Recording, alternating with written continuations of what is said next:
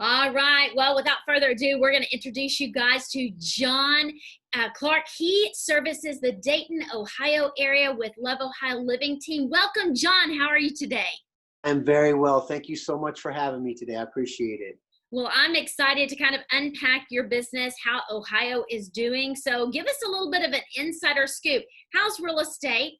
Let us know kind of what the temperature is, so to speak, there. And then we're going to ask you how you got into real estate altogether as well. So how's real estate doing? Well, to be honest, I've been doing fairly well, but I stay in front of my clients well, daily actually, because I do birthday videos for all of my connections on social media every single morning.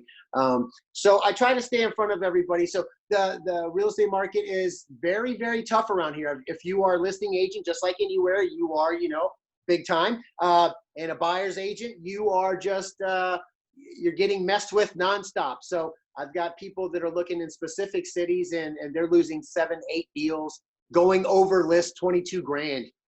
With asking nothing from the seller, and they still lose on cash deals. That's how bad the inventory, I should say how low the inventory is right now. So if you are selling, you are looking lovely around here. If you're buying, you are definitely working for your job. I mean, you're definitely earning your money, that's for sure. Yeah, that's good. And I know that before we literally started this, you're already getting calls like closings ready to go, cash offers. So it's nice to know, of course, supply and demand. We know that's a challenge even here in the Dallas-Fort Worth area. Things are selling like hotcakes for our home staging companies. We're literally getting offers almost as we stage. It's the craziest thing. So what drew you into real estate in the beginning? Well, honestly, I've been a corporate guy for a long time. So I was lucky enough to be #1 in the world for Shreddit, which is a multi-billion-dollar document destruction company. Funny enough, left when they asked me to go to Dallas. And that's only because I wasn't trying to leave here, because my wife, again, I told you, my way better half has the anchor job. She works on base here. And so, and my family's all here. So I'm not moving anymore. I did that every 3 years my whole life, and I'm done with that. So I did that for a long time. And when we were purchased by a big company, Stericycle, I just started to see a real transition in where the people that I was mentoring and helping were starting to turn into numbers instead of people. And I'm all about training people and seeing people do well. I've never had a situation where, I've helped somebody else shine and it's dimmed my light. I don't look at things like a lot of people. I don't really have competition, never have, never will. Nobody can do what I do anyway. Now I get it. If somebody compares me to somebody else, that's on them. But as for me, it was a matter of being able to use the skills that I've honed for the last 10, 15 years, 20 years, going against CFOs and CEOs and things like that, for putting whole systems together in their facilities, organizations, and then now dealing with weekend warriors selling houses. So believe me, this is a lot of fun for me. My goal is always to help the client and to work with a peer and make another friend. Yeah. But I'm prepared. There's a lot of ego in this industry as well. And I start off with, yes, ma'am, no, sir, 3 bags full. I'm a Southern gentleman. I'm from Alabama. That's formative years. I'm a very nice person. But the second you think that you're going to take advantage and or verbally assassinate me, I'll show you real quick I'm the wrong guy. But it works out better when you're nice. You know what I mean? And so I always just try to be very honest with everybody, with my clients and with other people, and because it's too hard to remember lies, first of all. So and plus we don't need that in our industry. We have enough shady stuff going on with people not saying please and thank you and not uploading the right documents and things, just unprofessional. So many unprofessional things in this. It kills me. But that to me is almost the hardest thing in dealing with this industry. It's just that you have people that are straight up professionals, and they're like, you want to clone them and put them in every situation. And then you have people that are like, are you serious? You've been doing this for how long? You're right. And it hurts feelings. So yeah, I'm sorry. I may have been off for a second. That's in every industry, and definitely in the real estate industry for sure. And one thing that you said, right, there's a lot of egos and there's a lot of brand, and you've really honed your craft on branding yourself so that you can stand out, so that you can attract, right? And for some of us, it's a lot easier than others, but you figured that out day one. which is awesome. You said you're the number one when it comes to social media, right? Well, here's the thing, and this may catch me a little hell here shortly. So there was an article put out at the beginning of the year that listed the top 15 people on top 15 realtors in social media in Dayton, Ohio. So I decided to do the comps. And because I've been working on my social media for 10 years, and when I went through and did all the comps, it turns out they're not even close. Actually, adding all of their profiles up, it didn't match with what I have just on LinkedIn. So my assumption is, yes, ma'am, I am Yes, the number we'll one own realtor. that. You can own that title. We'll give it to you. That's for sure. And because you understand, right? It's all about relationships. It's all about connection. If people don't know who you are, you can't help them. Correct.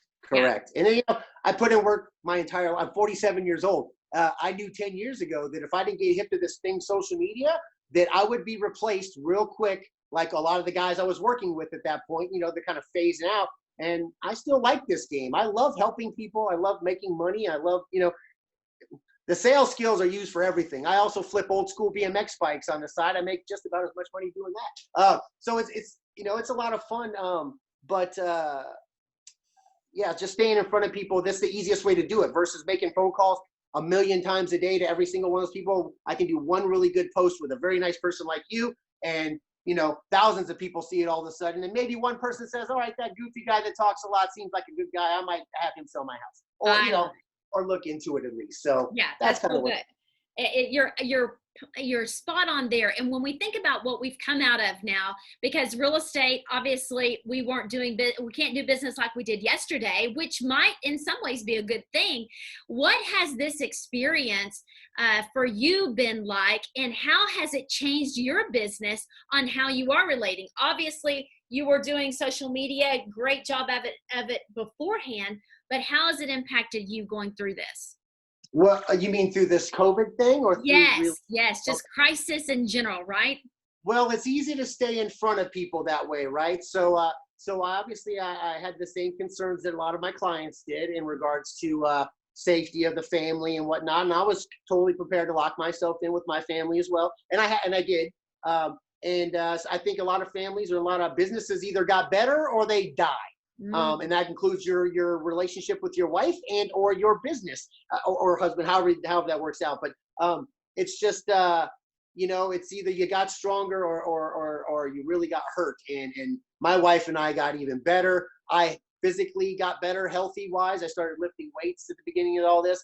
I started running. I stopped drinking coffee. There's just a lot of positive stuff that started out of this. But what I did do is I was very conscious about getting on every single morning and being able to say something or share something. So I'm that weird guy anyway. So I'm the guy that talks in the elevators, right? So I always try to make you laugh. I'll always try. You have a great smile. I always try to do that, make you smile or make you laugh, because if you're having a bad day, it's the easiest remedy in my opinion. But I also try to motivate all day long. So if you look at my profile ever, the only thing you're ever going to see is motivating stuff, me loving on my family, or something to make you giggle a little bit or make fun of our industry just for just a quick break the monotony kind of a gig. Yeah, I mean, Yeah, I don't that's know. good. Well, and I know that when you think about like traditional real estate, you think about brick and mortar, you think about the challenges even before COVID that they may have had, but a little bit broken here and there. And then of course you're with eXp and the cloud-based model. Do you think other people experienced hiccups a little bit more than our eXp agents? Without question. If you don't have a brick and mortar location or place, people don't get fired up and motivated to do their jobs a lot of times unless they're able to go in and hang out in those places. The cool thing, and I get that. It's the same with an eXp place, right? Like if we don't go in, the camaraderie is not there. But the really cool thing about with what we do is I still had my CRM system at my house. I still had training at my house. There was I didn't worry about, hypothetically, one of my competitors' offices, being closed. And now that big closer they've had for the last 30 years is finally coming in to train them, is going to show up. And, oh, dang, we're all on quarantine. So now you got to wait another 6 months. No, we've got guys all day long. I just do my little avatar, go walk into a room and learn some new skills. I mean, that's the best thing about this, in my opinion, short of, I like the stock thing. Okay. I like that a lot. I like the revenue share Especially because, now. It's, we're stock owners as well. It's looking pretty good. well, it's huge. Well, besides that, the fact that, I don't even think about it. I've been training people my whole life. It's what I do. I love doing it. I would do it for free all day long, but now it's a bonus plan. Now it's like, hey, guess what? Because I'm the kind of person, I don't recruit people for numbers. I recruit people to make them closers. That's it. I don't want a jackass over here that just to say I've got 10 people and that guy can't close a book. Right. I'm not playing that. I want guys that are just relentless, or females that are relentless and they want the business. And so I wait for the right people, but I will only bring you on if I can literally train you and be with you and help you, because I know I can. Letting somebody sit on an island, which is what happens a lot of times. You get recruited and you're like, hey, you're in the company, here's your $500 bonus, Mr. Clark. And then boom, that person's forgot about. And so you just screwed this person bringing them over, and you don't give them any support. Here, we will not get paid unless we make them successful. So hello, this was made for me. So it's nice just to look back and see stock every once in a while too. Like, oh, wow, that's how money I have. That's great. But I'm not even really paying attention to it. I just hope one day I turn around and it's like, looks stacked. Yep, you're right. And when I think about what eXp did and the vision, gosh, it was made for crisis. It was made for a time like today. Other than the other agents that we work with throughout the country, it's my heart goes out because for some of them, literally business stopped, and because their resources stopped. So they had to pivot and make new adjustments, but there was delayed time in that, right? It was the reaction, not, I guess, defense versus offense. Yeah, and think about this too. I'm sure you're very hip to this. That when you took those 2 to 3 months off, you weren't prospecting, you weren't doing anything productive, more than likely. So now what happens? Now everybody's getting hot and heavy to go see houses again. Well, now if you just hypothetically, like what happened to me today, I got lucky. It's a cash buyers. My first buyer ever actually called me this morning and wants to buy another one, which is kind of cool. But that doesn't always happen. I have very few cash buyers. Mostly are through mortgages. So you're looking 30 to 45 days, best case scenario now. Yeah. For your next paycheck, and that was 3 months, back. So yeah, man, if it wasn't set up the way it was, I couldn't have had a better brokerage. I owe this all to my little brother, by the way. I love you, Sean Clark. I have to send that out to him. That kid, he's the one that said, John, stop doing what you're doing and go do this. I think you'd be phenomenal at it. And then, of course, my wonderful wife gave the okay to knock it out. So yeah, man, I couldn't have picked a better brokerage, that's for sure. No, I don't know the rest of them. I just know that a lot of people move around nonstop and all that. But I am this overly positive person, and I cannot tell you how nice it is to go to the Honey Badger group and I post something, because I post a lot of things there for people to share on their own stuff. I have my own logos and I keep them off there because I make my content for us. Yeah, to share, good. To take market share from everybody. And I don't care. I don't need you to say high five, thanks, John, that was awesome. But they do nonstop, which is really cool. But it's the positive vibes I get from there and the positive reinforcement on it just makes me want to do it more. I stay up even longer, making a couple more things that'll help people out, just because I'm like, I get goosebumps thinking about how many supportive people that I work with. Yeah, it's so good. It's so good. You're, the one big fire, right? I mean, we are stronger together for sure, especially now. And when we think about you mentioned buyers and sellers, and we need more sellers. We need people to feel confident to be able to put their house on the market, to put their property, get it out there.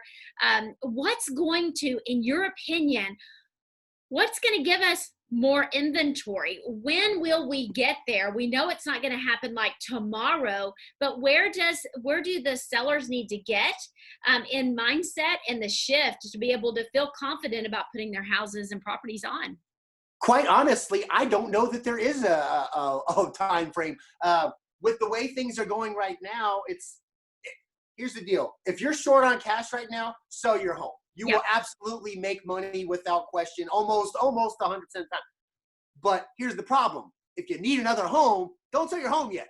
Go find one first and then sell. What I'm finding is, I had an issue not too long ago. I listed a house. I sold it. I made the guy 99 grand. We're stoked. He's a friend of mine. We're happy.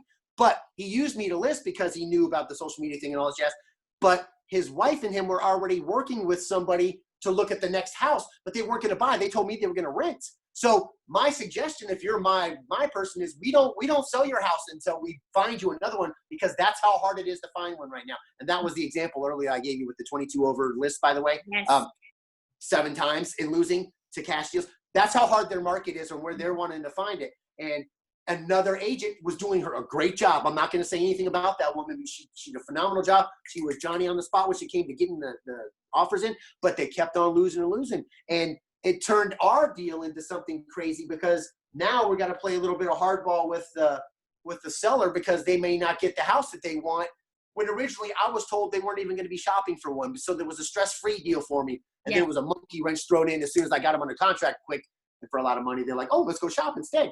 And I'm like, ugh. So it's difficult, man. But if you want to sell, you will make money. But I highly, highly, highly recommend you find something first, or an RV or something, or something. Exactly. You're right. I mean, and maybe for some people, renting would be just a better choice at a momentary, because I've got family members in the same exact situation, and then we know that qualifying and doing final checks right before closing, like there's just a lot going on within the market, and with all of the difference.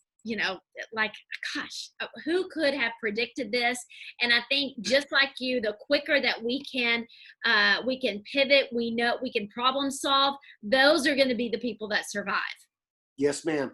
Full agreement on that. You got to be quick, but until we get some inventory. I mean, I'm even working with somebody right now, a good friend. I just sold them a house last year. Now they want a little land out, and they're considering just buying some land and then putting a modular home on it, a nice big one, decent one, which, as opposed to waiting for 2 years. I mean, hell, that's almost what you have to do now. I know, it is crazy. We have to think out of the box, and we have to give our clients those new and different ideas, because we're all just not only fighting to survive, but really seeing opportunity here like none other. And our staging companies that are out there, we had somebody call, I think, gosh, they got 6 vacants in on Monday. We had 3 vacants in yesterday, and calls from builders, calls from people that are owning townhomes. They're like, we got to get this thing staged. They're finally ready for market. We've got 6 to do. It's just crazy. We called our other stager. They didn't call us back for over a month. They're probably out of business, Yeah. And so we just are now. You better have been grinding during the time that you were at home, because you're right. You've got delay, right? 30 days, 60-day delay in whatever. It's like sowing seed or planting a garden. What we planted 30, 60 days ago is now springing up. So what are you doing today that's going to spring up a month or 2 from now? That is the golden rule in any sales gig. It is continue to prospect even if you are killing it, because you will not be killing it next week. And now you're going to wonder what the hell I'm going to do. So just keep on, make time to make the calls every day anyway, even if you're rocking it out. Or whatever you do to prospect. You don't have to make calls necessarily, but although that is probably one of the best ways to get in front of people. Yep, prime the pump. Well, John, tell us last minute thoughts. I mean, give some encouragement, give some advice to our listeners out there.